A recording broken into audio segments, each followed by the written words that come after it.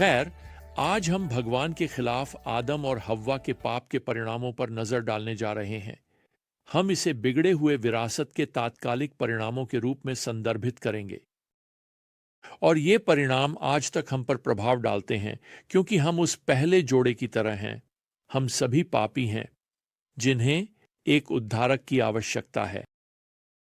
अब मैं चाहता हूं कि आप जानें कि आदम और हव्वा ने अपनी मूल भव्यता का नुकसान अनुभव किया। भव्यता। हमारे पिछले अध्ययन में उत्पत्ति अध्याय 3 में हमने सीखा कि आदम और हव्वा वे शैतान की योजनाओं के जाल में फंस गए। हव्वा ने निषिद्ध फल खाया और फिर अपने पति को भी अपने साथ पाप करने के लिए ललचाया, और जबकि अंततः वे इसके परिणाम स्वरूप शारीरिक रूप से मर जाएंगे, कुछ अन्य चीजें तुरंत बदल गईं। पद 7 हमें बताता है, तब दोनों की आंखें खुल गईं और उन्हें पता चला कि वे नंगे थे। अब इस पाठ के साथ कई लोगों ने जो किया है वह यह है कि आदम और हव्वा अचानक शर्म से लाल हो गए कि वे कपड़े नहीं पहन रहे हैं। खैर, वे पहले से ही इसके बारे में जानते थे। क्या आप जानते हैं, जब मूसा ने पर्वत की चोटी पर भगवान से मुलाकात की तो क्या हुआ? वहां भगवान की महिमा की उपस्थिति में मूसा का चेहरा चमकने लगा। अब उसके पास वहां पर्वत सीनाई पर कोई दर्पण नहीं था और वह इसके बारे में भी जागरूक नहीं था। लेकिन जब मूसा उस पर्वत से नीचे आया तो लोग उसकी उस चमक के कारण उसे देखने तक की हिम्मत नहीं कर सके। इसलिए मूसा को जब भी वह सार्वजनिक रूप से बाहर अपने चेहरे पर एक पर्दा पहनते थे, निर्गमन अध्याय 34 में लिखा है। खैर, आदम और हव्वा भगवान की महिमा की उपस्थिति में बनाए गए थे। वे शाम की ठंडी हवा में भगवान के साथ चलते थे। उत्पत्ति 3 और पद 8 यह संकेत करता है कि उन्हें भगवान की महिमा का दैनिक व्यक्तिगत अनुभव था। तो भगवान की महिमा के प्रति उनकी दैनिक संपर्क की कल्पना करें। यदि मूसा का चेहरा चमकता था, तो क्या आप आदम और हव्वा की शारीरिक चमक की कल्पना कर सकते हैं? मुझे यह भी बताने दें, नबी दानियल कहते हैं कि एक दिन उद्धार पाए हुए सितारों की चमक की तरह हमेशा के लिए चमकेंगे। दानियल 12 पद 3। क्या वह बढ़ा चढ़ा कर कह रहे हैं? जकरियाह 9 पद 16 हमें बताता है कि भगवान के लोग एक दिन भगवान के आने वाले राज्य में एक मुकुट के रत्नों की तरह चमकेंगे। और इसे ध्यान में रखें, यीशु ने स्वयं मत्ती 13:43 में वादा किया कि धर्मी सूर्य की तरह अपने पिता के राज्य में चमकेंगे।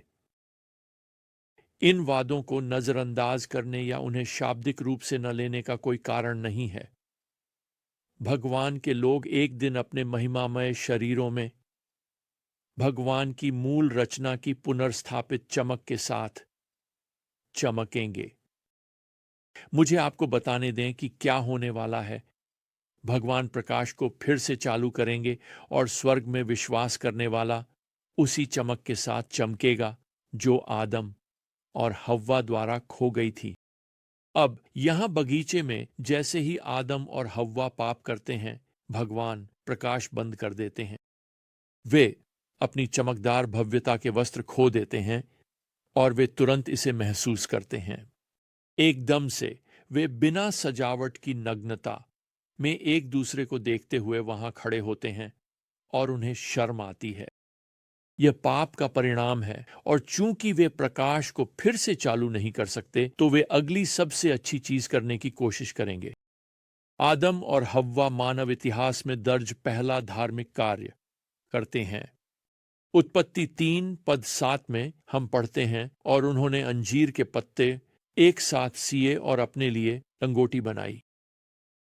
आइए, मैं इसे उनके पाप का दूसरा परिणाम बनाता हूं।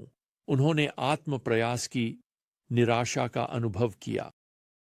उन्होंने अपनी शानदार चमक खो दी है। वे अपनी बिना सजावट की नग्न शरीर के प्रति पूरी तरह से जागरूक हैं।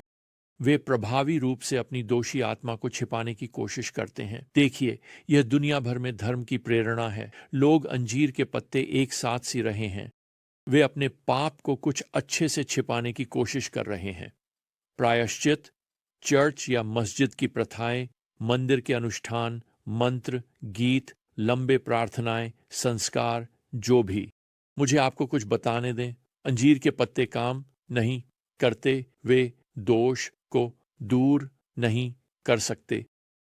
धर्म उस आंतरिक शर्म को चुप नहीं करा सकता, और इसका कारण यह है कि मुद्दा यह नहीं है कि आप कैसे पाप करते हैं, बल्कि यह है कि आप किसके खिलाफ पाप कर रहे हैं। केवल वही शर्म का इलाज कर सकता है। आपको अपने सृष्टिकर्ता भगवान से निपटना होगा। तो तीसरे, आदम और हव्वा ने भगवान से छिपने की व्यर्थता का अनुभव किया। उत्पत्ति 3 और पद 8 यहां पढ़ता है, और उन्होंने दिन की ठंडी हवा में भगवान की आवाज सुनी। तो यही वह समय था जब वे सामान्यतः उसके साथ जुड़ते, और आदमी और उसकी पत्नी भगवान की उपस्थिति से बगीचे के पेड़ों के बीच छिप गए। अब क्या आप भगवान से भागने की कोशिश करने की कल्पना कर सकते हैं? तो क्या लोग यह हर दिन करते हैं? आप भगवान से भाग सकते हैं, लेकिन आप भगवान से छिप नहीं सकते। ऐसा कोई पेड़ नहीं है जो इतना बड़ा हो। जैसे कि पद 9 पढ़ता है, और भगवान ने आदमी को बुलाया और उससे कहा, तुम कहाँ हो?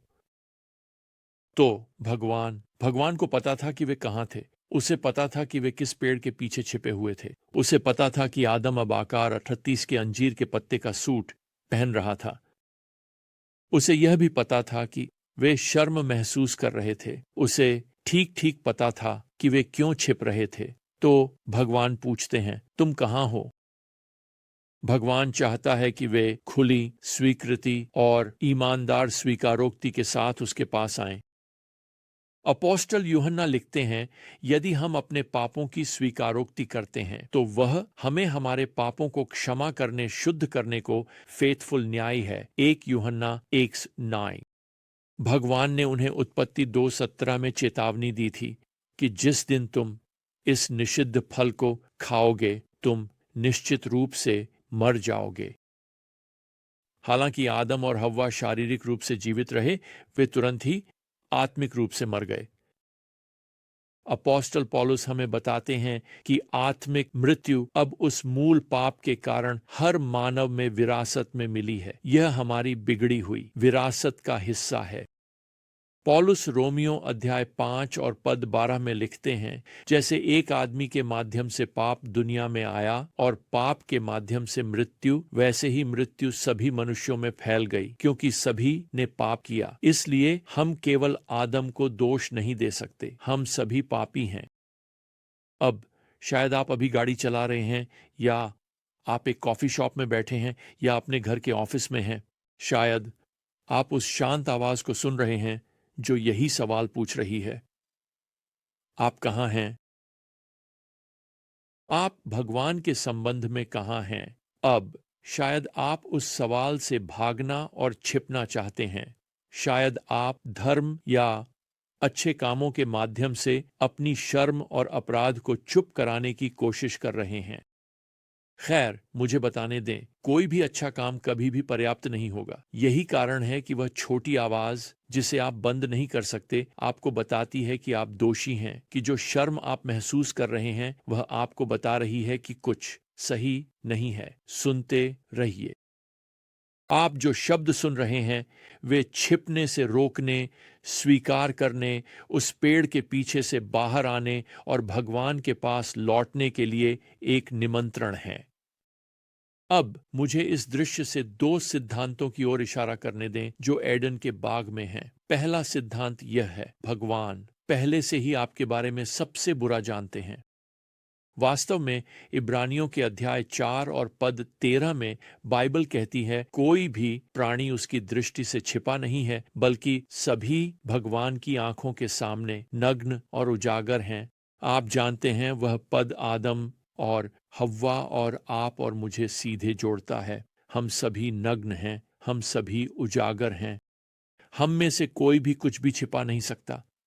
वह भगवान जिसने स्थान, समय और पदार्थ का निर्माण किया, वह हर जगह, हर समय, प्रकाश में और अंधेरे में हो रही हर चीज को जानता है। वह हर विचार को जानता है जो आपने कभी सोचा है, हर शब्द जो आपने कभी कहा है, हर क्रिया जो आप कभी करेंगे, वह पहले से ही सब जानता है। जिसका मतलब है, यहाँ एक अच्छी खबर है, भगवान पहले से ही आपके अतीत, वर्तमान और भविष्य के सबसे बुरे चीजों को जानता है। लेकिन यहाँ इस बाग के दृश्य से हम जो दूसरा वादा निकाल सकते हैं वह यह है, भले ही भगवान आपके बारे में सबसे बुरा जानता है, वह आपके बारे में सब कुछ माफ कर देगा। जब सब कुछ आदम और हव्वा के लिए खोया और निराशाजनक लग रहा था, तब सृष्टिकर्ता आया पूछते हुए, आप कहाँ हैं? यीशु ने कहा कि मैं खोए हुए लोगों को खोजने और बचाने आया हूं। लूका 19:10। तो क्या आप खो गए हैं? आप वही हैं जो वह खोज रहा है। वह आपको आमंत्रित करता है कि आप भागना और छिपना बंद करें और अपने पापों को स्वीकार करें। वास्तव में भगवान ने दुनिया से इतना प्यार किया और वह आप हैं कि उसने अपने एकलौते पुत्र को दिया ताकि जो कोई भी उस पर विश्वास करे वह नाश न हो बल्कि उसे अनंत जीवन मिले। यूहन्ना 3:16। आप जानते हैं यह आदम और हव्वा के लिए भगवान के वादे का एक हिस्सा है, आने वाले उद्धारकर्ता का वादा। यह वादा यहाँ बाग ए एडेन में भी दिया गया था और हम इसे अपनी अगली ज्ञान यात्रा में खोजने वाले हैं। तब तक प्रभु यीशु मसीह की कृपा और भगवान का प्रेम और पवित्र आत्मा की संगति आप सभी के साथ रहे। आमीन।